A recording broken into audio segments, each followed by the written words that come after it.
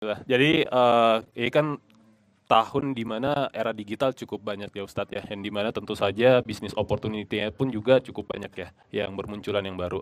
Nah mungkin saya ingin tanya Ustadz untuk beberapa lini apa namanya model bisnis ya. Jadi yang pertama itu adalah bagaimana hukumnya untuk model bisnis dropshipping terintegrasi. Kemudian Dropshipping apa, Pak? dropshipping terintegrasi. Jadi contohnya gini Ustaz, Terintegrasi. ya. Jadi contohnya gini Ustaz. Jadi ada satu platform sekarang yang dimana misalnya nih ada barang dari Cina, harganya itu 100.000. Nah, kemudian kami sebagai dropshipper itu bisa membuat sebuah website yang dimana kita menjual ke customer misalnya di Amerika gitu Ustadz ya, yang harganya misalnya 300.000. Berarti kan kami ada profit margin sekitar 200.000 di situ. Nah, cuma di sini kami hanya membuatkan website yang cukup branded aja gitu Ustadz. Jadi yang terbranded, kemudian kami juga buatin marketing campaign. Kemudian nanti secara cash flow-nya ketika ada orang Amerika misalnya yang melakukan order atas item tersebut, itu akan masuk ke si yang punya produk yang tadi untuk apa orderannya sendiri.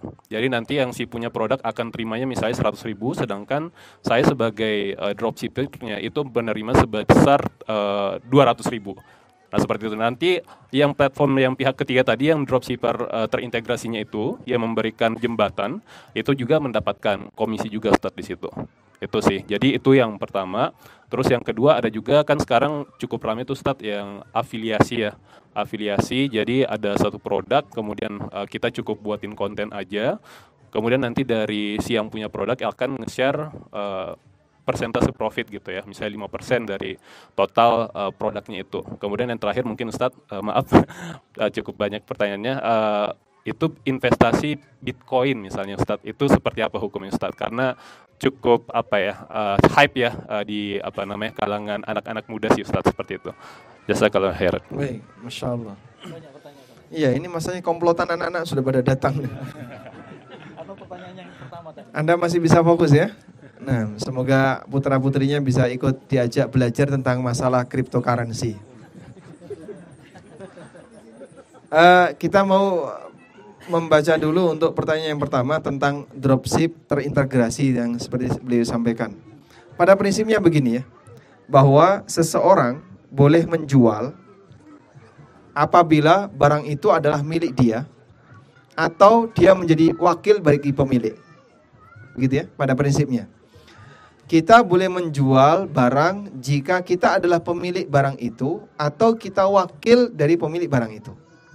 Bisa dipahami? Baik.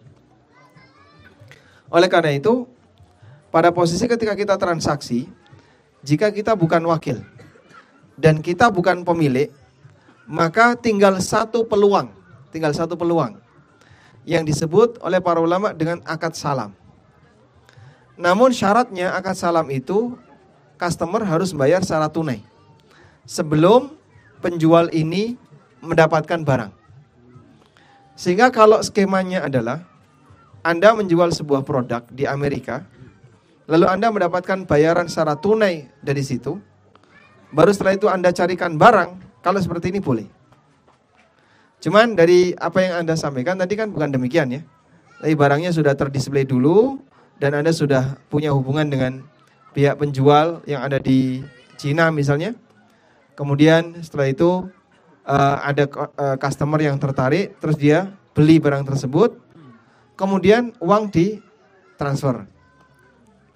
Jika Anda sudah melakukan ikatan dengan produsen tadi atau pemilik barang yang ada di Cina, maka tentu saja kondisinya tidak bisa jadi salam. Karena salam itu dilakukan pada posisi ketika kita belum punya barang. Dan kita belum pengadaan barang itu. Sehingga langkah satu-satunya yang mungkin adalah jadi wakil. Kalau aplikasi yang terintegrasi tadi mendapatkan izin resmi dari pihak pemilik barang, sehingga Anda ketika mau masang barang yang dipasarkan di situ, Anda berhubungan langsung dengan owner, lalu kemudian Anda minta izin, saya nanti mau menjualkan barang Anda, saya dikasih harga berapa, terus saya boleh jual berapa. Kalau dia ngasih kebebasan, ya pokoknya dari saya 100, kamu mau jual berapa terserah. Walhamdulillah, ini sesuai dengan pesan Ibnu Abbas.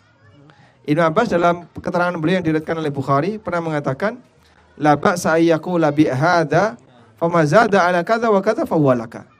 Boleh saja orang mengatakan, tolong jualkan barang ini, jika lebih dari nilai sekian maka itu milikmu. Bisa seperti itu. Tapi syaratnya Anda harus punya izin kepada minta izin dari siapa? Pemilik barang. Insya Allah bisa dipahami ya. Baik. Kemudian yang kedua, untuk kripto ya, apapun jenis kriptonya, saya tidak pernah merekomendasikan. Karena jelas itu goror. Gorornya besar. Ini kan instrumen investasi. Orang naruh duit untuk mendapatkan sebuah materi digital yang bukan mata uang dan tidak ada negara yang menjamin. Kemudian yang diperhatikan hanya fluktuasi saja. Kadang naik, kadang turun. Sehingga duitnya bisa bertambah, bisa berkurang. Dan cenderung orang itu kan ngikuti tren. Dia beli saat tren naik, saat dia jual karena saking banyaknya turun. Ya, ketika dia turun duitnya hilang. Hilangnya kemana? Wallahu alam. Sampai saya pernah dapat keterangan dari Al Ustadz Dr. Erwandi. Ada sekian triliun ya, uangnya masyarakat Indonesia yang hilang gara-gara kripto. Itu angka triliun. Jadi dulu sempat tinggi, kemudian turun, terus naik dikit, naik lagi, terus turun lagi.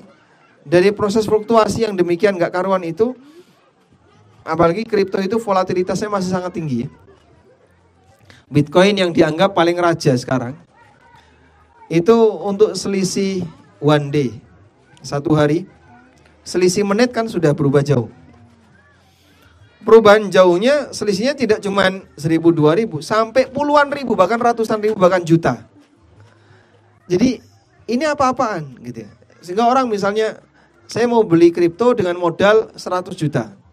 Dalam waktu 10 jam, dalam waktu sekian jam, bahkan kurang dari 10 jam, 1-2 jam, 10 juta bisa jadi 100 juta, bisa jadi 110, bisa jadi 90 sekian. Apalagi kalau bukan goror yang besar. Maka kita sangat tidak merekomendasikan investasi di dunia kripto. Wallahu alam. Sementara untuk afiliasi insya Allah boleh selama tidak berbayar. Afiliasi yang gratis hukumnya boleh. Nah.